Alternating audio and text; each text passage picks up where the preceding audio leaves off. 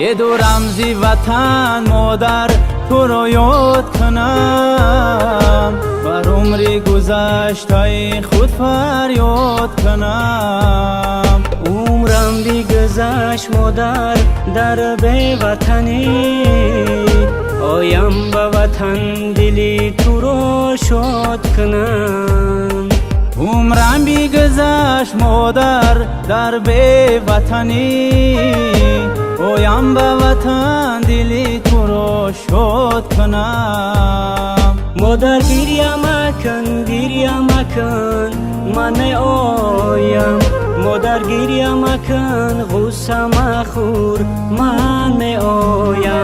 مادر گریه مکن گریه مکن من می آیم، مادر گریه مکن غصه مخور من می آیم.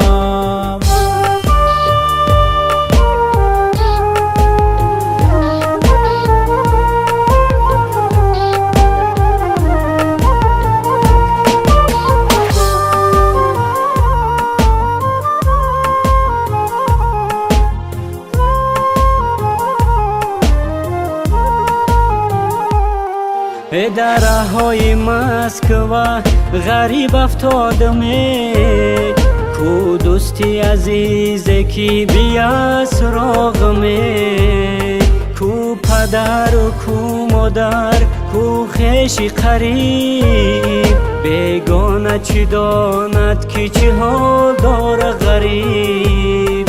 کو پدر و کو مادر کو خویش قریب، بیگانه چی داند که چه حال داره غریب. مادر گریه مکن گریه مکن من می آیم، مادر گریه مکن غصه مخور من می آیم. مادر گریه مکن گریه مکن من می آیم، مادر گریه مکن غصه مخور من می آیم.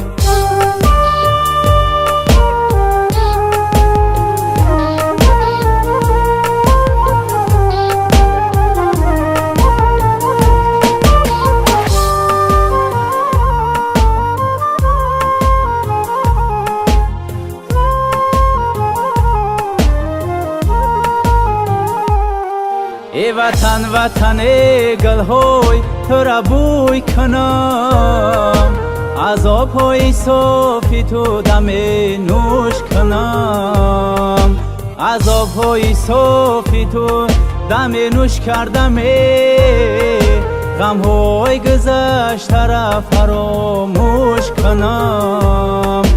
از آبهای صافی تو دم نوش کردم، غمهای غریبی را فراموش کنم. مادر گریه مکن گریه مکن من آیم، مادر گریه مکن غصه مخور من آیم.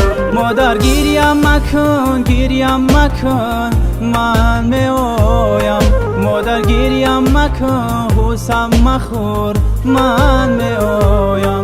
مادر گریه مکن گریه مکن من آیم، مادر گریه مکن غصه مخور من آیم.